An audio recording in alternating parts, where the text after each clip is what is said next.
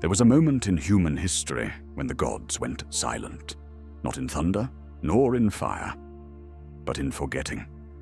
Statues remained, temples stood, but the voices vanished, and humanity woke into a world suddenly empty of the divine. But why did the gods disappear? And what happens to a world that no longer remembers its own heavens? Tonight, we follow the trail of forgotten pantheons to discover a truth older than myth itself. Because the gods did not die, we simply changed the way we look for them. Before we speak of forgotten gods, we must speak of the force that created them. Humans did not invent gods. We revealed them. Where fear lived, we shaped protectors. Where hope grew, we shaped guides. Where the unknown waited, we shaped meaning. Every pantheon, from Africa to Polynesia, rose from the same source, the human need to understand life by giving it a face. Gods were mirrors, not masters, and mirrors change when the one looking into them does. When humanity changed, so did our heavens.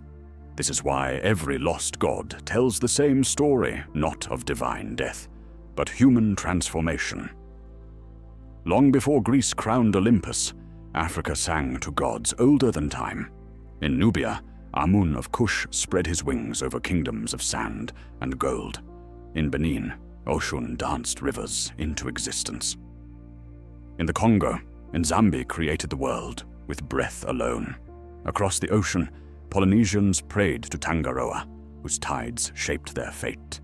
In Aotearoa, Tain split light from darkness. In ancient Sumer, Enlil, Enki, and Inanna ruled a world of laws, knowledge, and desire. Their temples were the first skyscrapers of humanity. And in Mesoamerica, Quetzalcoatl brought wisdom on feathered wings. Every one of these pantheons ruled a complete cosmos, a full explanation of life. Yet today, most of these names pass unnoticed, like dust on museum glass. They did not vanish because they were weaker. They vanished because the societies that needed them changed. And when a people transform, their gods transform with them, or disappear entirely. Gods die when the questions they answered are no longer asked. Conquest erased many heavens. Invading empires replaced local gods with imperial ones. Climate killed others. River shifts, droughts, floods. A drying river could end a religion. Cultural mutation finished the rest. When writing replaced oral storytelling, some pantheons froze. When trade routes shifted, temples emptied. When new ideologies rose, old gods lost their meaning. But at the heart of it all lies one truth. Gods die when humans change the shape of their fears, and nothing in the universe changes faster than fear. For though the old gods faded, humanity never stopped creating new ones. We just shifted the altars today. Our gods wear different faces.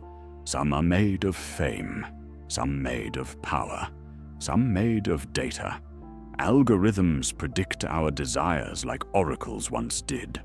Celebrities receive worship through screens instead of temples. Science becomes a religion for minds seeking certainty. Identity becomes a shrine for hearts seeking belonging. We call them ideas, movements, technologies. But they function exactly as gods once did. We give them devotion. We give them fear. We give them hope humanity never stopped worshipping. We only changed the pantheon. Every time an old god died, it wasn't the end of belief, but the beginning of a new question. When the gods of Africa fell, new stories rose. When Sumer faded, lore survived, reshaped and renamed. When the Aztec sun went dark, their myths moved into symbols, art, identity. Nothing divine ever truly disappears. It melts, mutates, migrates, like light passing through different stained glass. Humanity does not lose gods. It carries them forward in new forms. Every forgotten pantheon is a seed waiting for a new soil, and every age grows the gods it deserves. So when we ask, why did the ancient gods disappear? The answer is simple. They didn't. They became stories. They became symbols.